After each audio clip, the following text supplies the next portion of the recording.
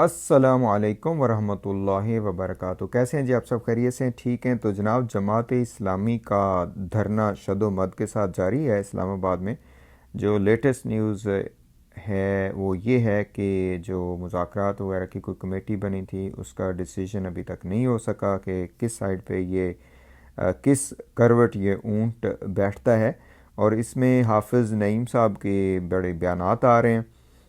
مطالبات ان کے بڑے ہی اچھے مطالبات ہیں، بہت ہی جس سے ہم کہتے ہیں کہ دلچسپ بھی ہیں اور اس وقت کی ضرورت ہے، اور وہ مطالبات یہ ہیں کہ جناب پیٹرول کی قیمتیں کم کی جائیں، گیس کی قیمتیں کم کی جائیں، اور اس کے ساتھ ساتھ بجلی کے جو بل ہے، جو اصل مسئلہ بنا ہوا ہے کہ یہ ایک قہر برپا کیا ہے گورنمنٹ نے۔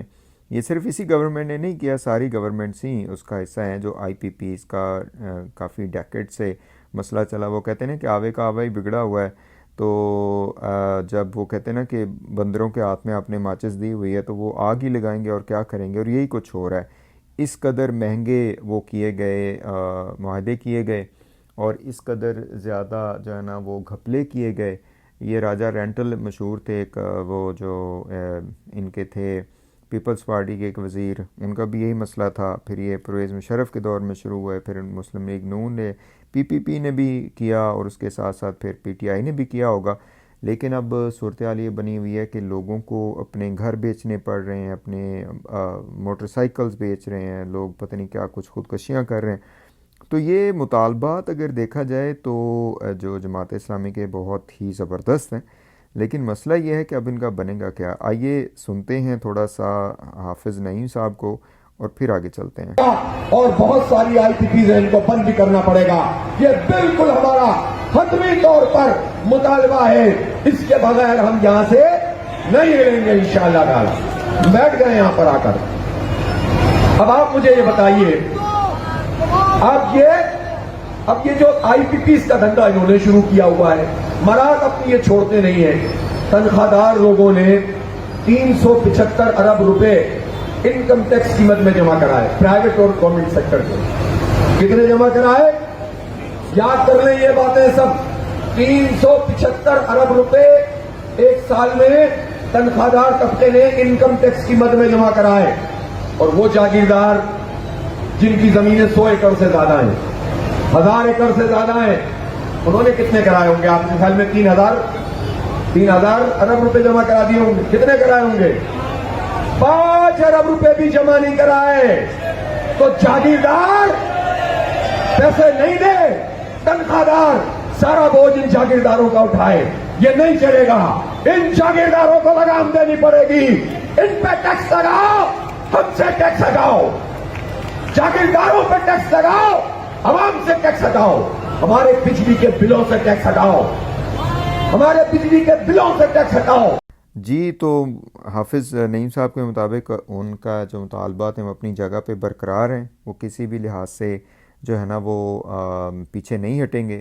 انہوں نے سخت تنقید کی آپ کے سامنے جو حکومتی پارٹی ہے، اور اسپیسیفکلی جو ہم شروع سے کہتے رہتے ہیں کہ پاکستان میں مافیاز ہیں، اور یہ فیوڈلز بیٹھے ہوئے ہیں، اور یہ جو کالونیلزم کے باقیات ہیں کہ ان کے 500 ایکڑ زمین ہے، 1000 ایکڑ زمین ہے، لیکن یہی لوگ سب سے زیادہ پاکستان کو جو ہے نا وہ لوٹ رہے ہیں، کھسوٹ رہے ہیں۔ اسی طرح جو نوکر شاہی ہے وہ بھی لوٹ رہی ہے، باقی لوگ بھی لوٹ رہے ہیں۔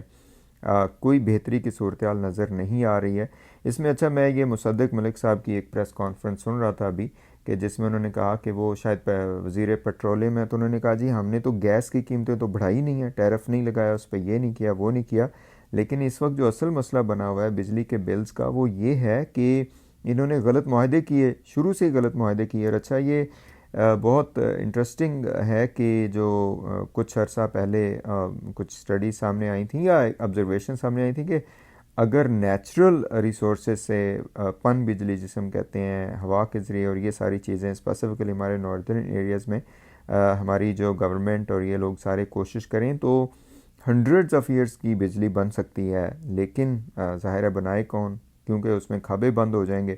ساتھ ساتھ پھر اب جو سولر انرجی کا دور ہے، سولر انرجی کو آپ وہ کریں، لیکن یہ سولر انرجی کو بھی بند کر رہے ہیں، اس کے اوپر بھی ٹیکس لگا رہے ہیں، اس کے اوپر بھی پتہ نہیں کیا کچھ کر رہے ہیں.